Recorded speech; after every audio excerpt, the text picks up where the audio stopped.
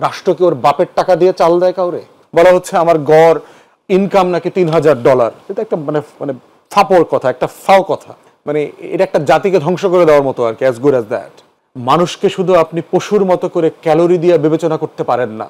৭১-এর আকাঙ্ক্ষাটা কি যেটা ৫৩ বছরে আমি ম্যাটেরিয়ালাইজ করতে পারি নাই, যেই কারণে আবার ২৪-এর গণ অভ্যুত্থানের ছাত্র তরুণরা নতুন করে আবার সেকেন্ড রিপাবলিকের কথা বলতে হচ্ছে। আপনি গত শুধু ১৬ বছর যদি দেখেন, সাম্যের প্রশ্ন দেখেন, বাংলাদেশে শিক্ষিত মানুষের সংখ্যা কত? সরকার বলছে ৭০%+। কিসের ভিত্তিতে? টিপসই দিতে পারে অথবা স্বাক্ষর করতে পারে। এর থেকে একটা flood defective definition of literacy, মানে এটা একটা জাতিকে ধ্বংস করে দেওয়ার মতো আর কি, অ্যাজ গুড অ্যাজ দ্যাট। তো সেখানে আপনি কেন এই সংজ্ঞাতে একটা রাষ্ট্রকে বানাবেন?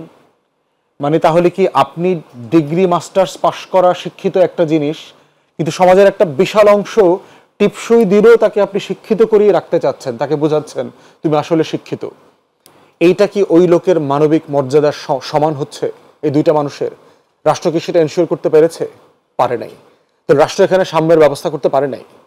আপনি দেখেন আমাদের এই যে ওএমএস এর চাল দেয় টিসিবির ট্রাকে করে করে, এই চালটা এমনভাবে দেয়া হচ্ছে যে রাষ্ট্র ভিক্ষা দেয়। রাষ্ট্র কি ওর বাপের টাকা দিয়ে চাল দেয় কাউরে?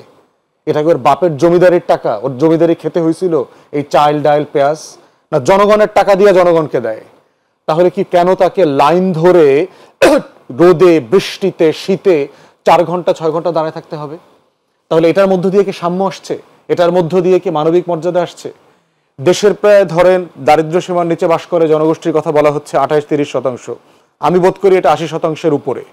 কারণ মানুষ প্রাণী না।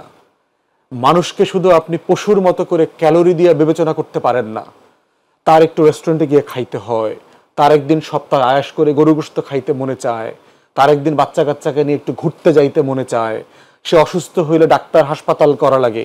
পশু পাখির মানে ঘুরতে যাওয়ার জন্য পার্কে যাইতে হয় না, পশু পাখিকে আপনার চিকিৎসার জন্য হাসপাতালে যাইতে হয় না, তার এই আয়োজন করে ডাক্তার দেখাইতে হয় না, ডায়াগনোসিস করতে হয় না। তাহলে নাগরিক হিসাবে রাষ্ট্রকে বিবেচনা করবার দরকার ছিল যে আসলে আমার কত টাকা প্রয়োজন আমাকে মানুষ হিসাবে তাকে বাঁচিয়ে রাখবার জন্য। তো এই রাষ্ট্র তো সাম্য অ্যারেঞ্জ করতে পারে নাই, এই রাষ্ট্র তো মানবিক মর্যাদা অ্যারেঞ্জ করতে পারে নাই। বলা হচ্ছে আমার গড় ইনকাম নাকি $৩,০০০। এটা একটা মানে মানে ফাপড় কথা, একটা ফাও কথা। আমার গড় আয়ু ১৫০০ থেকে $১৭০০ বেশি হওয়ার কথা নাই। আমার সাইজ অফ দ্য ইকোনমি আর একটা মিথ্যা কথা। তাহলে এই যে প্রত্যেকটা মিথ্যাচারের এগেনস্টে বলা হচ্ছে যে আমি ৩ লাখ টাকার মালিক, আমি বছরে ৩ লাখ টাকা উপার্জন করি। ইটের ভাটায় যে মহিলা শ্রমিকটা কাজ করে বাচ্চাটা কোলে নিয়ে, তাকে গিয়ে জিজ্ঞেস করেন তো সে কয় টাকা ইনকাম করে? করোনার সময় দেখেছি আমরা দেশের ৩.৫ কোটি ৪ কোটি পরিবার দারিদ্র্য সীমার নিচে বাস করে।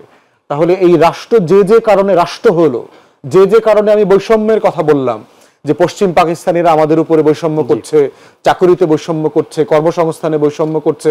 চাকুরি থেকে আসলে মানে নির্ভেজাল মেধার ভিত্তিতে চাকরি পাওয়া যায়? একটা পুলিশের কনস্টেবলকে জিজ্ঞেস করেন তো সে কত লক্ষ টাকা ঘুষ দিয়ে এই চাকরিটা পেয়েছে।